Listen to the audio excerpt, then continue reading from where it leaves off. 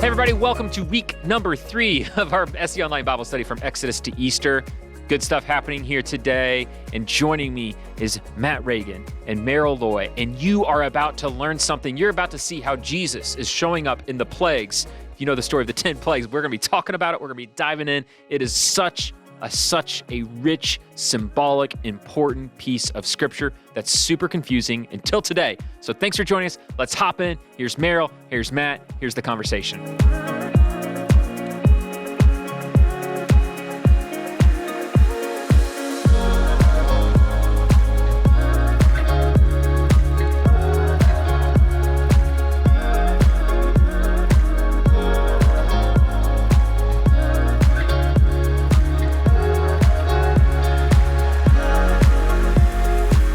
All right, guys, welcome to week number 3 of our study, Exodus to Easter, which is super fun, where we're taking a look back at the Exodus. So we ended last time, Matt and Merryll, with the calling of Moses, where God kind of calls him out of a unique childhood, next 40 years in the desert with a father-in-law, and says, you're going to lead my people out. So we have the Israelites that are groaning under intense oppression, and they're crying out to God finally and saying, do something, bring some relief. And so then God has called Moses, and reluctantly Moses has accepted that. So Matt, why don't you kind of get us into Moses and start setting up as Moses steps into this calling, kind of explain to us how this gets going here.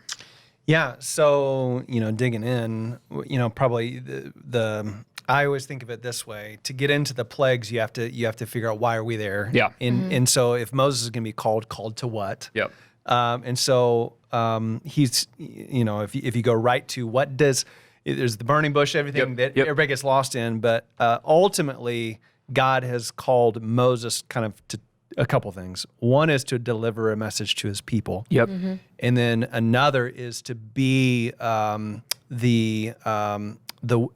be a deliverer, to be a savior, a Mashiach, which is savior. Which is, if you go to Jews today, they would say that when they hear the word Mashiach, we hear savior, we only think Jesus. Yeah, that was a common term for the saviors. Joshua was a Mashiach. Yeah, Moses was a Mashiach. It's a class of people. It's a class of people. Yeah, but the Bible always talk about one coming Mashiach that was going to be above the others. So, anyways.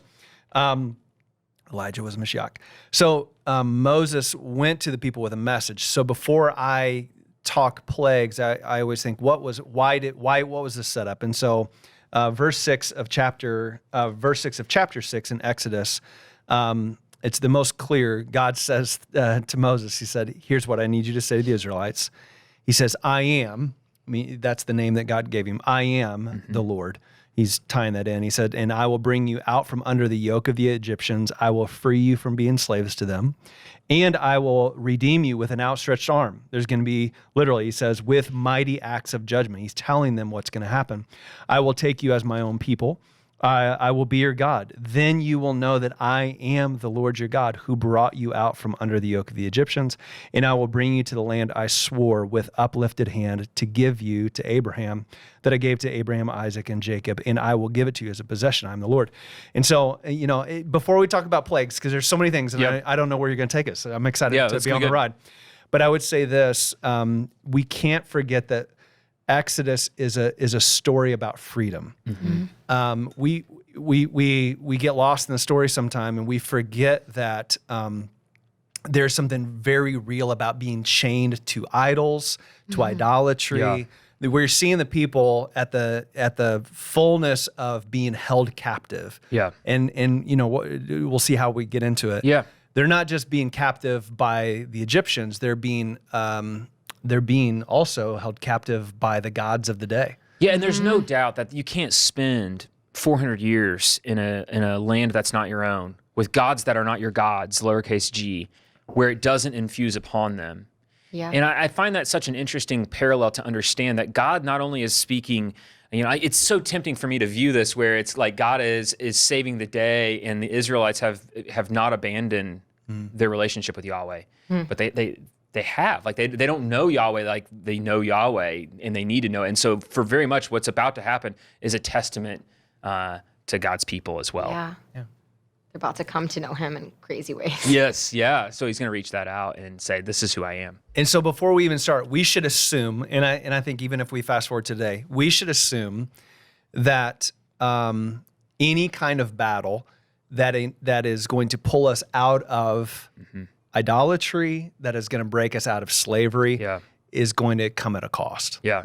And this is all throughout Scripture. It's today. Anytime we start dealing with the real things that are holding us societally back, the gods of our day, what's going on in our homes, sexual brokenness, whatever it is, whatever the chains are, if it was easy to get out of, they would have already walked out. Sure. But there's going to be a battle, and this kind of highlights, hey, and we're about to find out, oh, those chains were real. Well, and the other thing is, like, I don't know, without the oppression that they were feeling, would they have gotten comfortable? Like, God uses those moments of brokenness to remind us and show us that we're being held captive by a thing. And I think this is such a beautiful picture. What are you thinking, Merryll, when you hear all this? I know, I'm just thinking of current day. Like, a lot of idols seem freeing because you feel like you're not under any sort of authority. You're like, I'm going to give into this thing, whatever it might look like. And then you realize it's pretty maybe the first few days, but it gets really, like, it can get really dark. Yeah, and I think ultimately we all want to be our own God. I caught myself. This is a true confession. I'm not lying on this. I was praying this morning. We're in this housing transition where we're trying to buy, a new house. We need to relocate within Louisville to kind of make our life simpler. And we're looking at a house today. And I caught myself praying to God this prayer. It's just me being honest with him, which was, hey, God, I want you to just make this happen with this house for me because I think it's a good idea. Because I really don't. Do I really want God to pick the house for us? Do I really want him to do that?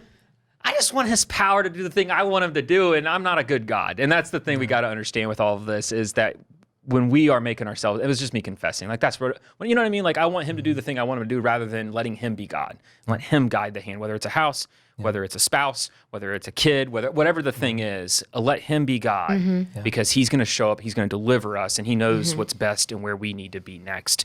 I'm not a good God. And I think that this is such a beautiful story of that. And here's what's interesting about that. Even as you say that, I'm sitting here going, and that's probably what they thought. When they heard this message, they thought, yeah, we could we're tired of being, this is the thing that we want. Oh, finally, God's coming to give us what we want. But what they didn't realize was that couple of things, that they weren't the only ones enslaved. Those things that they wanted were probably the things the Egyptians had. And God isn't just going to swoop in and get them out of enslavement from physical oppressors.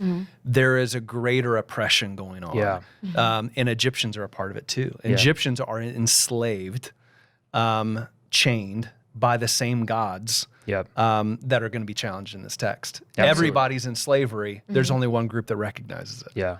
And that's significant. And we learned some of this, like growing up, right? In school, we learned a little bit about the Egyptian gods. I think in our notes, what we have down here, I was trying to look at how many different gods they have. I had it written down. And now I'm trying to find, I think was it 80?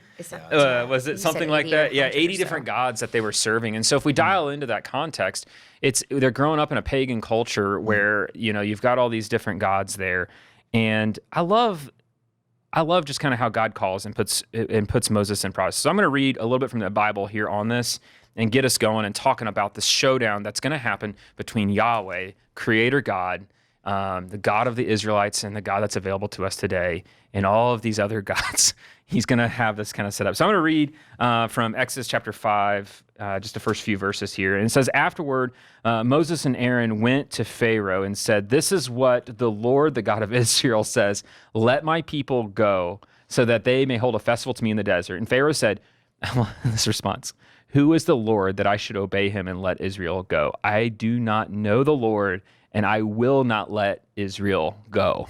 I just love, he starts out and they say, hey, let my people go, because this is what the Lord says. And his first response is saying, who is the Lord? What do you find interesting when you hear that phrase, that Pharaoh's response is going, who is the Lord? What do you think he's thinking at that moment? Well, a couple things. Number one, I think it's interesting that Aaron, or Moses via Aaron, says, this is what the Lord, let my people go, so that they may hold a festival to me in the desert. Kinda. Yeah. Yeah. Large festival. Kind of a festival that's going to last forever and end up in you not having a slave force anymore. Like there's so much depth to it. So he's not even saying no to losing his slave force. He's losing, and it's interesting. I haven't thought about this till right now. The challenge for him is about worshiping something of the 80 that he is a part of. He's one of them. All he's asking is, let us go worship another God. And automatically he's like, we already have ours. Yeah. Who's this guy think he is? Yeah. This isn't even we want you to lose your slave force. Yeah. We want them to do this forever. We just want them to be able to worship their own God. And that's the first buck to the system, which is interesting because it's not about losing the slave force. So yeah, I agree with you. I think his answer there, I don't want to say it's theological, but it's saying, because ultimately he is a God according to himself, is that, Pharaoh is worshipped also as God. I think it's a tangible way to do that. And so, this kind of helps us transition where, where this phrase, let my people go, is repeated 7 times, which is I think, obviously a significant number, but we see that with each time we hear about Pharaoh's heart being hardened and that he has a hard heart against that. And so God is now going to do a mighty act. And this is where we have the 10 plagues. And, we're reading about it in our Bible reading plan with us, and we're going to be reading about like the craziness of all the plagues, right? So the Nile is turned to blood. We have the plague of frogs and gnats and flies and death of livestock and boils and hail and locusts and darkness and death of the firstborn. It is a crazy tale. When we go through each one of those, and we don't have time in this context to read each one of them, what are things about this process that stick out to you that you see kind of repeated within that? So as you focus through these 10 plagues, Matt, what's the first thing that comes to mind as God's using this? The nerd in me. So all of the symbolism. Yep. Like which should tell us that there's a lot more to the story than we understand, Yeah, which will be helpful later when we have some challenges that we may get to. And that is, for example, he wants to take them on a 3-day journey. Yep. That there are 10 plagues. Anytime you see numbers in Scripture, there's always a reason behind. There's always there's a 3-day journey that's going to be a part of the Salvation Act. We know another 3 days that make a So what he's significant referencing impact. is that like Jesus was dead for 3 days, right? And He so was you in see the that play ground out. for 3 days. Yes. And there's something about a 3-day journey. That was with Abraham, also with Isaac. There's a 3-day journey. All these 3-day journeys matter. We're supposed to look with different set of eyes every time we see these 10 plagues. Why 10 plagues? Well, there's 80 gods. He doesn't do 80 plagues. Yeah. And what we know is with the 10 plagues, every single plague is going to challenge a major god that they would hold, and every single one of them is going to be in line with ones. But he doesn't challenge all 80. Yeah. And so 10 is always a picture of fullness with God. And so he wants for one of the Hebrews to know with 10 plagues, I'm going to challenge the entire system of gods in fullness. Yeah. So that you understand that I'm delivering you not just from mean people with whips, I'm delivering you from idolatry. Yeah. And that's significant because he wants to do that for us. And so you can line them all up and you can wow, this other one was bad or this one was but that's not what he's doing. My favorite, the fullness. when we were preparing for this, my favorite one that Brandon had pointed out to me was that the plague of frogs. So frogs come over the land, which kind of seems like a crazy plague to us. But one of my favorite things about that is you couldn't kill it because it was the symbol of a god. And so all these frogs are everywhere, and there's nothing they can do with it because it was held sacred to them. And so I don't know if God has a sense of humor in that moment, but I do find that's kind of remarkable and interesting within that. So as Matt's kind of teaching through that, Merryll, you got to be thinking something. Come on, take us in there. I didn't know that 10 stood for a number of like fullness. Yeah. And so, because that was one of my questions. I was Yeah. like, there's 80 different gods of the time, and there were 10 plagues. Yeah. So, which 80 would have been a lot, but I'm like, I didn't know that number had significance, so that's super cool. But the other thing, this is like a side note, I didn't really realize this either until now, but the fact that he said, let my people go 7 times, and I feel like we all get fixated on the fact that it says that God hardened Pharaoh's heart, but I'm like 7 times, he gave him 7 chances, like, to change his mind. Oh, he had more than that, And I'm like, yeah, more than that. Yeah. But I'm like, wow, I think that says so much about like something we see in our day now. Like, I don't know about you all, but for me, if like somebody says no, like I'm always like, oh, just like one more chance. Like I don't want to give up on things. And I feel like that's like God's image that's in all of us. But we get to like see that firsthand here, that he is like, even though he knew what Pharaoh was going to do, he was like, oh, but like, here's your chance. Like, here's another chance. Like, I don't want this to be the end. But, and I don't even know if that's true. That's just something that I'm kind of picking up on. And I'm like, that's really No, he had opportunity to repent. And I think, too, to spin it forward, a lot of times we like to think when we put ourselves in Pharaoh's seat that we would somehow be different. And I don't know if we'd be any different if we were sitting in that spot. You know, it's tempting to say that. One of the things I find interesting is, you know, you have the first plague where the Nile's turned to blood, and then you have the second plague with the frogs, and then the third plague with the gnats. And what's interesting is it says that his magicians were able to replicate the first two plagues, right? Like that with the Nile turning to blood. And I'm guessing it's some sort of like magic trick, like today, like an illusion of some sort. But it says when it came, I think at the gnats, the magicians looked at Pharaoh and said, "This is the finger of God." They're saying, we're striking out here. Like, you're expecting us to do that. And even then, right, like you would think that would connect with him when his sorcerers or his magicians, his people that he trusts in this way are saying, this is the finger of God, capital G. And I find that so interesting that even that didn't wake them up. Yeah. Which can make you think two things, right? Yeah. That their bag of tricks was over. Yeah. Or that if you think of it another way, I know there's lots of ways, that they actually had a power and authority that there is in darkness, but that even darkness, because some people, and I'm just being honest, one of them, have seen the power of darkness. But we also need to know that the power of darkness has its limits. Yeah. And so, was it a trick? Was it real? When they threw the staffs on the ground, they threw staffs on the ground, and they came to snakes too. Yeah. Was it a trick? Was it not? I don't know. We weren't there. But I would say either way, one is there's a limit of our deception. We know this is God. Or there's a limit of our power. It's got to be God. I'm great with both. Yeah. But either way, there's a limit. In here, they even recognize, this is something without limits. Yeah. This is something else. And I love that. We've kind of crossed over this a couple times, but I do want to point it out more specifically is with each of the 10 plagues, if you line up the gods, and I've got the sheet in front of me, I don't have to go through them, but if you line up some of the Egyptian gods, it's an affront to the power of that god, right? So with each one, it's interesting where you can see that, like, like one of the gods has a frog head, so there's a plague of frogs, right? Like you can see where the plague of flies, there's one god was represented by a fly, right? Or it could be, it covered the sun, so the sun god would be disrupted. It's like, it's disempowering each one as they go through. And so it's a very strategic thing, which to us seems really strange when we look at it and you realize that, no, this is in fact, striking right at the core of what they worshiped and says, that's not going to work for me. The thing I would spin this forward to just for a second to today is when we see people entrapped into today's God that we serve, how do you see this playing out? And how do you see the gods we serve today that we're tempted to as people in American modern culture? What are we worshiping to? And what do you think some of the plagues could actually be today? Does that make sense?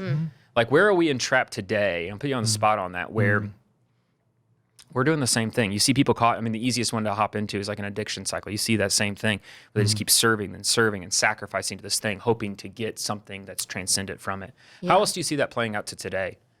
Where are we serving gods that are not Yahweh?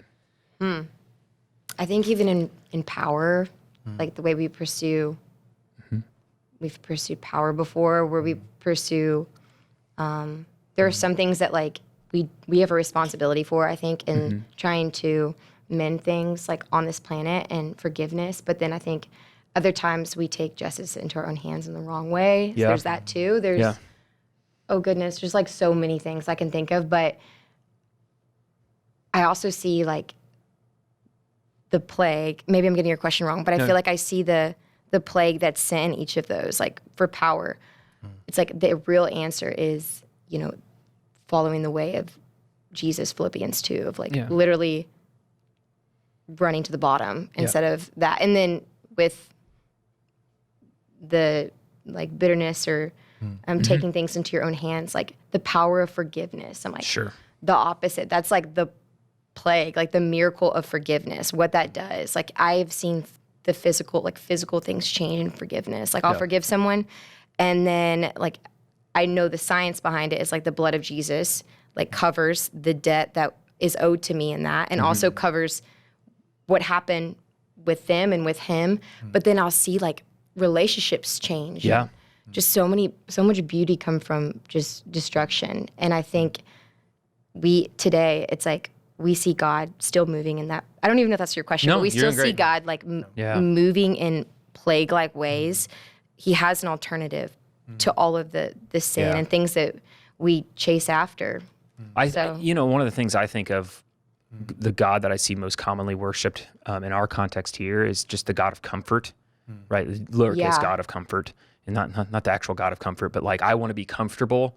I want to be comfortable. I keep sacrificing everything I have for my extreme comfort, right? My serenity, or whatever the word is. And people go to great lengths to make their lives as absolutely comfortable as they can possibly make it. And what's interesting is how God breaks through that is making them this discomfort. Like discomfort is what will agitate them out of serving that God and go, hey, your comfort, that's not a God worth worshiping. Like that's not Yahweh. What about you, Matt? What are you thinking of? Yeah, I'm listening to both of you. So I think it is power. I think what's interesting to me was a problem then, it's a problem now. Everybody thinks they're lowercase g. Everybody treat them like they're big case, capital G. And the reason is because all the things,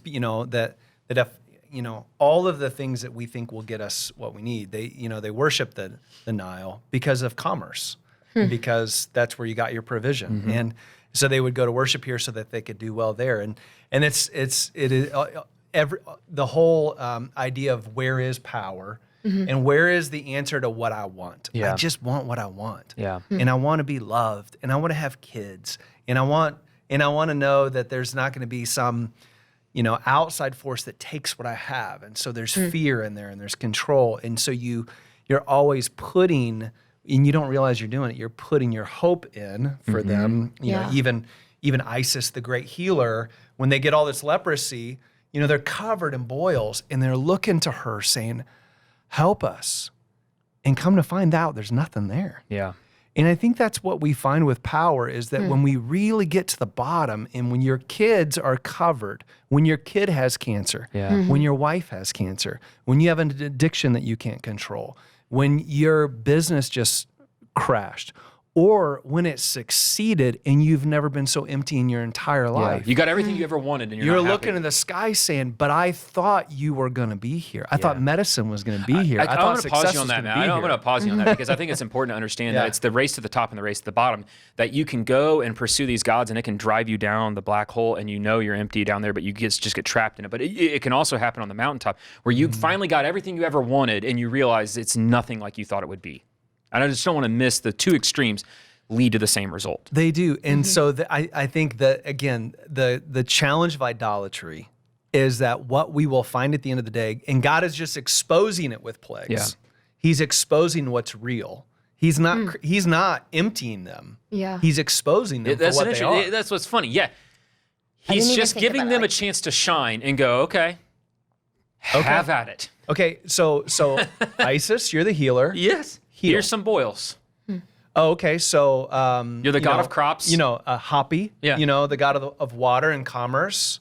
We're going to change that so that none of that works. Where are you, Hapi? Where are you, Nut? Yeah. Where are you? And what all the people were saying was, where are you? Where are you? Where are you? Where are you? Yep. And the reality is, what we now know about God, which is the most freeing thing on the planet, is, hey, man, stop putting your hope in stuff that's not real, and will never really fight for you with an outstretched arm and do wonders and make you his own and bring you to a safe place and long to give you purpose and peace. There's only one God that does that, and the others, come to find out, are a sham. So, I think that's such a beautiful way of looking at and understanding this, which is going to drive us to kind of the weird one. We're going to get there. I'm going to pause. You know it's coming. And those that have read this know it's about to get hard and tricky. But I love the concept, though, Matt, of what you illustrated so well is going, where's your power? Yeah. And it makes me instantly think, right, that the phrase, oh, death, where is your victory? Oh, death, where is your sting? And ultimately Jesus going, there is none because of me. Literally, this picture was helpful for me years ago because of my own idolatry. I'll just be real.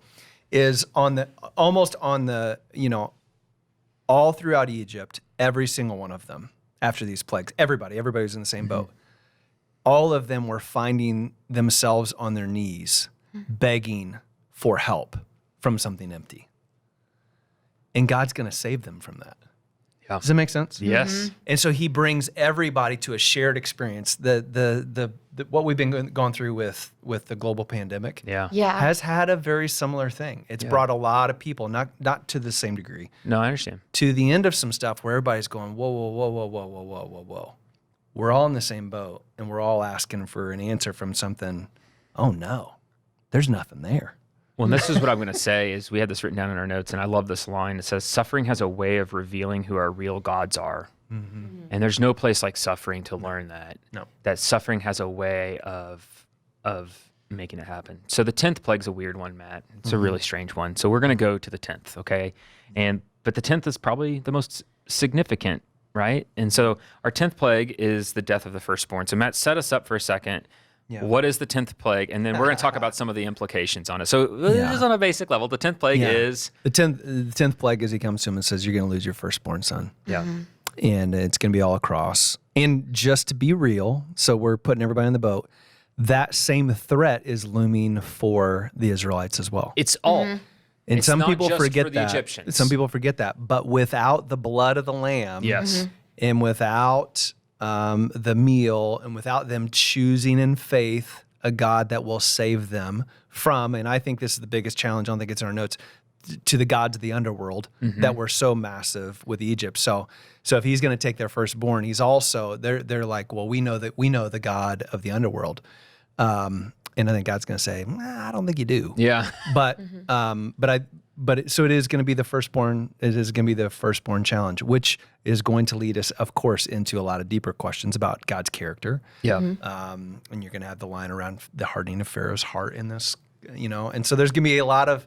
We're going to have to wrangle this in. Yeah. And this is one of my favorite people on the planet, by the way. I just love this girl who So- has a heart of gold She and does. compassion. And so, what questions does this make you think of, Merrill, when you think of this one? Like, So- put your hat on for just someone reading this, and you're saying, God is love. He's full of mercy. By the Yeah. way, death of the firstborn son. Like, Right. what are you thinking? Well, it raised the question for me of why does someone have to die Yep. in order for, why is that the atonement for sin? And I'm like, and so, I mean, it goes back to the Garden of Eden Sure. when they sinned, they had to kill an animal to cover themselves with skin, yeah. So it makes sense. But so when I hear that, I'm like, okay, that does make sense. But I feel like that's just the gruesomeness of sin that we don't always realize. But it's no matter the level of it, that's what's underneath is something has to die. And I'm like, oh, that's terrible. And that just makes me want to just live differently. But yeah, that's the question about Pharaoh too. Yeah. All of these things have they been deal breakers for people? Because I don't think we talk about it enough and really seek to understand. And so I'm glad we're talking about it. But I think your question though strikes at the heart of this, right? Which is, why this, right? I mean, when I approach this objectively and I'm looking at this and I just read through it, I go, why are we what are we doing here? Why is this? I think your question of why is so fair. Surely you've asked that too, right? Why are we going? Why that? Because there's a finality to it. Yeah. If this is something where God's going to act in time and he's going to punish them and everybody's going to get a beating, or everybody's going to lose something, but this is so different. And if any thinking reasonable person goes, I have a firstborn, his name is Noah. He's just turned 19 years old. And you're saying when everybody woke up that next morning, everyone's Noah is gone. Am I okay with a God that does that? Are you okay with an angel of death? Am I okay with an angel of death? Is he okay with that? Yeah. And so, there's some, in it, please don't stop the podcast now. Yes. Because there is hope on the other side. But I want to stay in this just for a second. Yeah. Yeah. because I think, one, we can get some initial imagery, right? And I just want to get some of this out along the way before we start really answering some of this stuff. I think one of them is, number one, I think that's interesting is, Pharaoh had decreed, right, at the time of Moses' birth, had decreed that all the boys need to be thrown into the Nile. So I do find it fascinating that from the Nile, Moses floats in an ark down the water. I do find that imagery. So I do find it interesting that and Pharaoh's decree of killing all the boys was not successful, right? God intervened and all that. So I do find it interesting, like that there's some parallelism where he's like, well, I'm going to do all the firstborn males and you're about to see that. So I do find some of that interesting. I think the second thing though is Moses warned him. Yeah. And you would think at the lead up of all these other gods being defaced, this is ultimately leading up to the God in the system, which was two people, right? It was Pharaoh himself was considered a god, and so is his firstborn son. Yeah. And so we've got to see that this is advancing down the path and getting closer and closer to taking on their prized God. Yeah. And so, so I think, the real questions to ask in this, right, are, so I say to my boys all the time. So I said, the thing, there are going to be moments where you don't understand what God's up to and what he's doing. Let's just be real. That's just real. Yeah. Why did you why didn't you stop? How could you? Yes. Those moments are coming. And some of them are in scripture. And I love that scripture's honest about them. Yeah. And some are in life. And we need to be more honest about those too. And so I say to the boys all the time, I say, okay, but here's the thing. That's not the only picture we get of him. Yeah. So let's make sure that we're informing the story that we're challenged with, that the character that we know about him. I said, for example, if I'm in the backyard, we have a backyard and, and it's pretty far back to the back fence, and you see your father that no, and you see me screaming, yelling at someone on the other side of the fence like I'm ready to fight somebody, what do you assume about what's going on the other side of the fence? You would just trust, knowing something's up. That there's danger, that somebody's in trouble, and like, any of you think that I'm just being mean to the neighbor? They're like, Dad, you're not. That's not. No, it's outside. That's not. That's outside of your character. These are those kinds of things. So when we see God acting outside of what we think is in his character, then all of a sudden we have to go, wait. He's at the fence. I can barely see him. I kind of know the story. People that only peek in. Now you get somebody that comes and they don't know what's going on. They've never met me before and they don't know my character. You make a lot of assumptions. That guy is a. I can tell you about that guy. I'd never let my kids be around that guy. And so I think I'm going to repeat. Well, you don't know him. The point you're trying to make is you don't see the fullness of God in any one picture. You've got to take it all in totality. Yeah. And so this is a very narrow view. In just the same way, we can't judge you for yelling at your neighbor. We'd have to know what was going on in context and really know you to get the fullness of it. I think that's a powerful point. I think another thing on this that I kind of like on this, and I'm a parent and my kids are teenagers, and I've got one in particular that she just is only going to learn lessons the hard way, right? Like she thinks I know nothing about middle school, and I'm like, I know some things about middle school. There's so many times my wife and I look at each other and we're just like, okay, that one's going to hurt, but we'll just have to let that one happen. Like they're just going to have to let that one happen, right? Like literally, there's different things, and we're like, well, a friend's going to make fun of that, and that's not a bad thing. Hope you're not listening.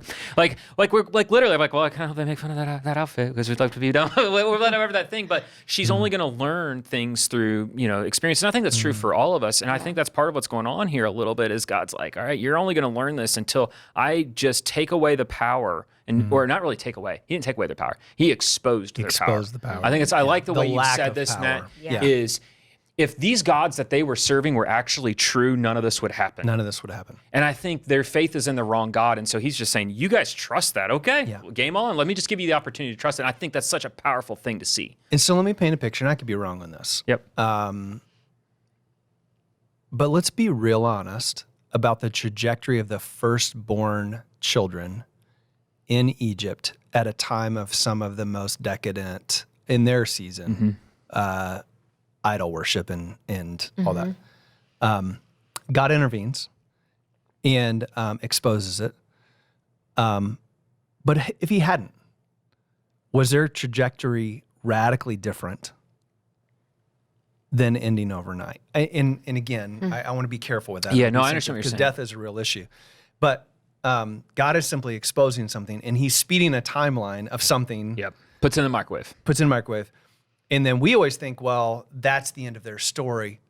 We don't really know that.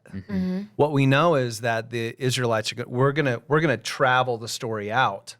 Nobody gets the dialogue on an Egypt that just recognized there's no power in any of their gods. Yeah.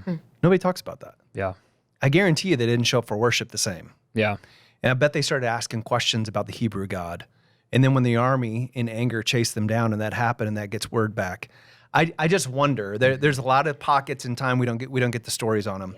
Yeah. Similar to when Joseph moved in. When Joseph was there, there's some God-fearing moments. When the wise men come from afar, there's this pocket of people we don't know about, but they have this thing with something happened where they understood God and they were following him from a distance and wanted to come worship the king of it. So there's some pockets outside. We don't know what God's doing in history, which again is why I say when you don't understand what he's doing, don't take that slice and judge his character, because he might have been acting on behalf of Egyptians that we don't even know about. Like, it's going to be so fun on the other side of heaven to just go, that's brilliant, God. You didn't want them to continue down this path that was just leading their kids and their families. You stopped generationally something that would have gone on.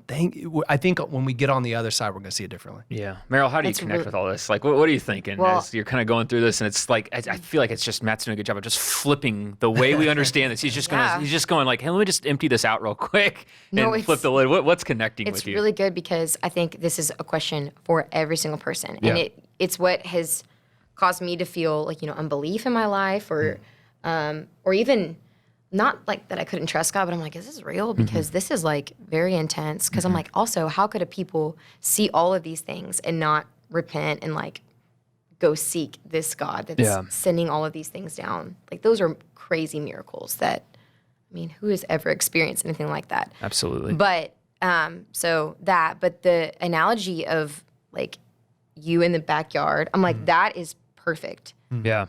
Because like that paints it beautifully. Yeah. And I was going to say something else too. What I love too, though, Matt, is just the description of exposing.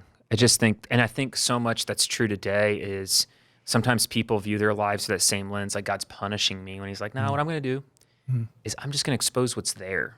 Yeah. I'm going to give and give you the soil for that to blossom. And so what's in there, what if it goes to infinity and blossoms? And I think that there's some truth to that's why when people all of a sudden get money, it just magnifies their heart. And so if you've got a heart that's aligned with God's heart and I give you tons of money, I'm going to multiply that money by that heart. Yeah. That's why if you give people power, same thing. If you've got the heart that's centered on God and so merciful to people, the power is only going to multiply that. But if it's full of destruction and deceit, it's going to you see those things, those revealers in our heart, and I think that's what God is doing within this. But I don't want to end it there for today. We're going to pick it up next week, kind of right here in the story. I want to bring the gospel into this, Matt, for just a second here, because I want us to get a picture. Our whole thing is from Exodus to Easter, right? It's to point to Jesus. And so, you know, you've got the sacrifice of the firstborn son. I mean, that's just sitting right there of ultimately pointing towards Easter.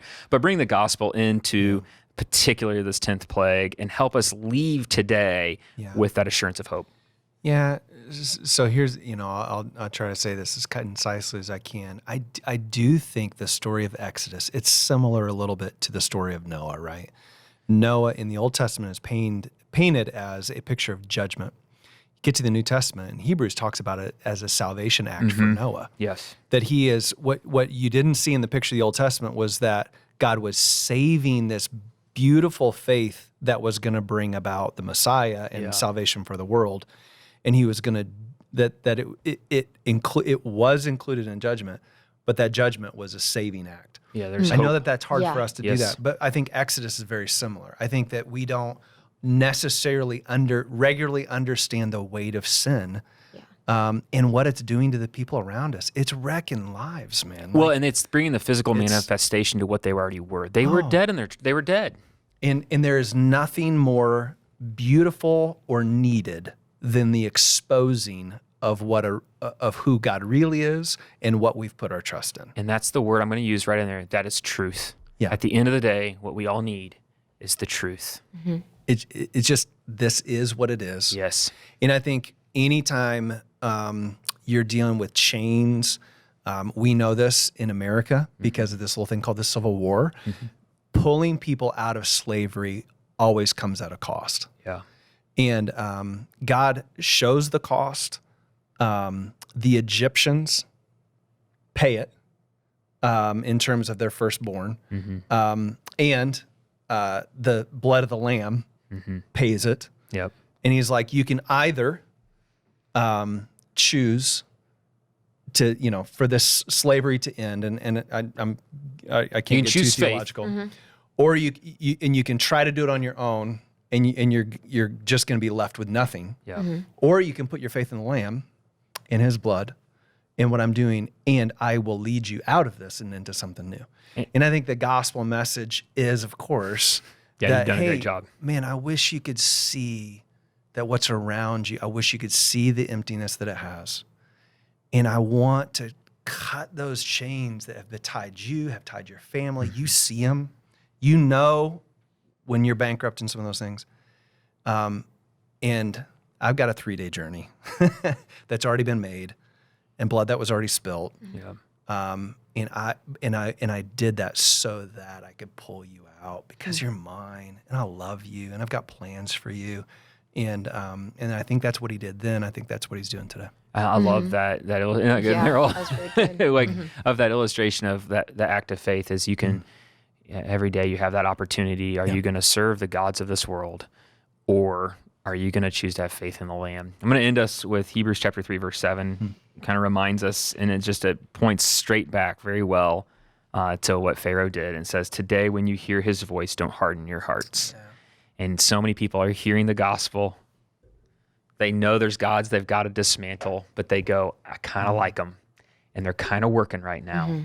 And at some point, God's going to strip that away and reveal it doesn't work. And so we hope that you choose to see that now and that you don't harden your heart to the gospel with that. I'll give you the last word. You got one more thing you want to say before we close this out? I don't think so. You got this. I appreciate it, Matt. Such good stuff. And I love bringing the gospel to something that is right there, but sometimes we just don't get the opportunity to see it. So thank you, both of you. Thank you. Thanks for having us. All right, everybody. Thank you for joining us today. I hope you enjoyed that as much as I did. And I hope you learned what I learned, because I just loved seeing the gospel come to life in a text that it's hard to see it, but it's written all over it and you can see the significance through it. And I just really enjoyed, especially some of the things Matt had to say. Brandon, when you were sitting right in there, what stuck out to you and what's going to kind of carry you out of this room? Yeah, I would say just don't miss what Matt had to say about idolatry. And that so often when it feels like our lives are being shaken up, it's because our idols are being shaken up and we're seeing that those things don't work. It's a misplaced hope. Yes, and that we need to put our hope solely in God and Him alone. Yeah, so this week, those of us that are in a group, we'll be unpacking this in the group stuff. What are we going to be talking about? Taking the same concept with the 10 plagues and talking about it in group. What are we doing? We're just going to be talking about the plagues, what they reveal about who God is and how far His power extends in this world. Yeah, and I love it. You're going to get some detail in that and hopefully learn a little bit more. So thank you for being a part of the SC Online Bible Study. Our goal is to help you move forward in your faith story. So thank you for being a part.